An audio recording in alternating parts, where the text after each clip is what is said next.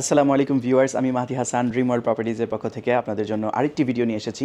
আজকে আমি আপনাদের আরেকটা স্টোরি বলবো এরকম প্রপার্টি রিলেটেড। সো আমার একজন রিলেটিভ আছেন বা ছিলেন। সো সে আমার এক আঙ্কেল হয় আর কি। তো আঙ্কেল তার হচ্ছে আপনার ৩ সন্তান ছিল। তো ৩ সন্তানের মধ্যে ২ জনই বিদেশে ছিল আর একজন ছোটোকালে মারা গিয়েছে।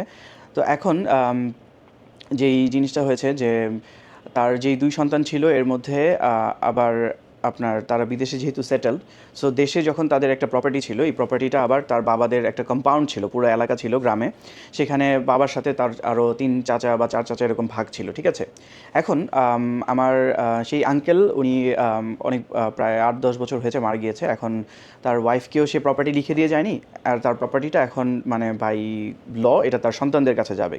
এখন প্রবলেমটা হয়ে গিয়েছে তার সন্তানরা হচ্ছে আপনার বিদেশে থাকে, ঠিক আছে? তো তারা বাংলাদেশে ব্যাক করবে না।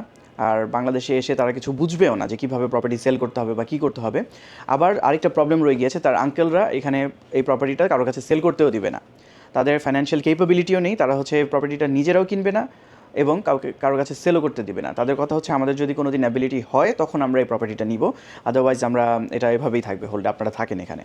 তো এখন আমার সেই আন্টি যেহেতু আঙ্কেল মারা গিয়েছে মানে তার হাজব্যান্ড, তার অংশটুকু সে সেল করতে পারবে হয়তো, কিন্তু যেহেতু এখানে পুরো কম্পাউন্ডের ভিতরেই প্রপার্টিটা রয়ে গিয়েছে, সেপারেট করতে পারছে না। আর তার সন্তানরাও এটা এখন আর পাচ্ছে না, বিকজ তার সন্তানরা হচ্ছে বিদেশে থাকছে। আর বাংলাদেশে তো আপনারা জানেনই যে প্রপার্টি রিলেটেড কত ইনসিডেন্ট হয়ে থাকে, মারামারি হয়, এই হয়। তো তারা এখানে এসে এগুলো জীবনে করবেও না এবং এগুলো বাংলাদেশে ফেস করতেও চাচ্ছে না, ঠিক আছে? সো এই সিচুয়েশনটা কিন্তু খুব সহজেই তারা মানে মানে জিনিসটা কী বলে, না ফেস করতেও পারতো, ঠিক আছে? মানে খুব যদি তারা একটু প্রিকশনসে থাকতো, ধরুন আমার আঙ্কেল যদি প্রপার্টিটা তাদের সন্তানদেরকে না দিয়ে আন্টির নামে দিয়ে দিত, যেহেতু সন্তানরা বিদেশে সেটেল, আসবে না। আর বিদেশেও তাদের অনেক মানে সব কিছু নিয়ে আসার মতো আপাতত পসিবিলিটি নেই। আর আসলেও হচ্ছে ঝগড়াঝাটির একটা চান্সেস থাকে, মানে কোয়ারেল হওয়ার চান্স থাকবে। সো এইটা হয় ২টা ওয়েতে ঠিক করা যেত। একটা হচ্ছে সে নিজেই এগুলা সেল করে তার সন্তানদেরকে দিয়ে দিত সেই অ্যামাউন্টটা, তাহলে তার সন্তানরা বিদেশে এটা ইউজ করতে পারতো। আর মানে যথাযথ হকটা ইউটিলাইজ হতো, অথবা সে তার ওয়াইফের নামে পাওয়ার দিয়ে দিত, তার ওয়াইফ এটা সেল করে চলে যেত। কিন্তু সেল করা নিয়েও অনেক সময় যে প্রবলেম, আমি যেটা বললাম, তাদের একটা ফ্যামিলি কম্পাউন্ডের ভিতর প্রপার্টিটা, এর জন্য অন্যরা দিতে চাচ্ছে না, অন্যরা কিনতেও পারছে না, বিকজ তাদের আপাতত অ্যাবিলিটি নেই। সো এখন আমার সেই আন্টির অনেক কষ্টের জীবনযাপন করতে হচ্ছে, তাদের প্রপার্টি থাকা সত্ত্বেও এখানে প্রায় কয়েক কোটি টাকার সম্পত্তি, স্টিল তাদের এই প্রবলেমগুলো ফেস করতে হচ্ছে, ঠিক আছে? সো ২টা ওয়েতে এটা মানে অ্যাভয়েড করা যেত। সেটা হচ্ছে নাম্বার 1, সে যদি নিজেই সেল করে এই মানিটা দিয়ে দিত তার সন্তানদের, তার ওয়াইফের নামে, অথবা অন্য একটা জায়গায় সেপারেটভাবে প্রপার্টি কিনতো তারা, অথবা আরেকটা বেটার ইনভেস্টমেন্ট করতো, ঠিক আছে? এটা বাদ দিয়ে অনেকেই মনে করে আমার পৈতৃক সম্পত্তি, ফ্যামিলি সম্পত্তি, ভিটা বাড়ি, বাট আপনি যদি ধরুন ক্যানাডায় থাকেন, আপনি যদি ধরুন আপনি ইউকেতে থাকেন, আপনার এখানে কিন্তু আপনার কখনোই আসা হবে না। সো এটা আপনার রিলেটিভরা আস্তে আস্তে নিয়ে নিবে, অথবা অন্য মানুষ এটা দখল করে নিয়ে নিবে, তাদের প্রপার্টি হিসেবে রেখে দিবে সারা জীবনের জন্য। বাংলাদেশে আমি এরকম অহরহ কেসেস দেখছি, হ্যাঁ?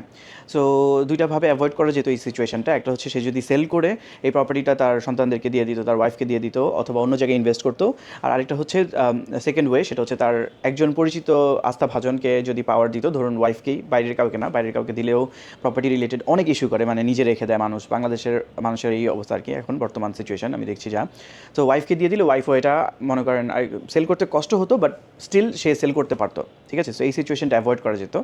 তো এই জন্যই বলছি যে আপনারা যারা বিদেশে থাকছেন, অথবা যাদের বাংলাদেশে প্রপার্টি রয়েছে, ও আরেকটা হ্যাসেল হয় যারা বিদেশে থাকে, তাদের হচ্ছে যে অনেকের সন্তান বিদেশে সেটেল থাকে, রাইট? সো তাদের বিদেশি পাসপোর্ট থাকে, বাংলাদেশি পাসপোর্ট থাকে না, অথবা বাংলাদেশি আইডি কার্ড থাকে না, অনেক সময় আপডেট করা থাকে না অনেকের। সো বাংলাদেশে প্রপার্টির ক্ষেত্রে আপনার এই আইডি কার্ডটা কিন্তু খুবই জরুরি, অথবা পাসপোর্ট বাংলাদেশিটা, আদারওয়াইজ আপনার এটা সেল করতে খুবই প্রবলেম হয়ে থাকে বাংলাদেশে, আমি যতদূর দেখেছি। তো এই জিনিসগুলো নিয়েও প্রচুর হ্যাসেল হয়, আপনার বিদেশ থেকে এসে তারপর আইডি কার্ড করা, এগুলো প্রচুর হ্যাসেল। সো যখনই সময় থাকবে আপনারা চেষ্টা করবেন আপনাদের নামে থাকতে থাকতেই সন্তানদেরকে হ্যান্ডওভারের আগেই এটা আপনারা সর্ট আউট করার জন্য, তাহলে আপনাদের এই ভোগান্তিগুলো ফেস করতে হবে না। সো গাইজ, এটা একটা অ্যাডভাইস টিপস ছিল আপনাদের জন্য, হেল্পফুল। আমি চেষ্টা করব আপনাদেরকে আরও হেল্পফুল এরকম সিনারিও এবং কেস স্টাডিজ দিতে, তাহলে আপনাদের লাইফটা ইজি হবে। আর আপনাদের যদি কারো ফ্ল্যাট অথবা দোকান প্রয়োজন হয়ে থাকে, আমরা ধানমন্ডির আশেপাশে প্রজেক্ট করে থাকি।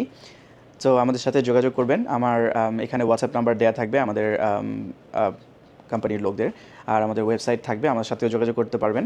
সো আমাকে ডিরেক্ট কল দিবেন না, হোয়াটসঅ্যাপে মেসেজ করবেন, আমি ফ্রি টাইমে আপনাদের রিপ্লাই করব এবং চেষ্টা করব আপনাদেরকে সর্বোচ্চ হেল্প করার। সো এই বলে আমি এই ভিডিওটা শেষ করছি। Thank you so much. আর আমাদের চ্যানেলটাকে সাবস্ক্রাইব করবেন এবং ভিডিওটাতে লাইক দিবেন এবং যদি কারো প্রয়োজন হয় তাদের সাথে শেয়ার করবেন। Thank you. আসসালামু আলাইকুম।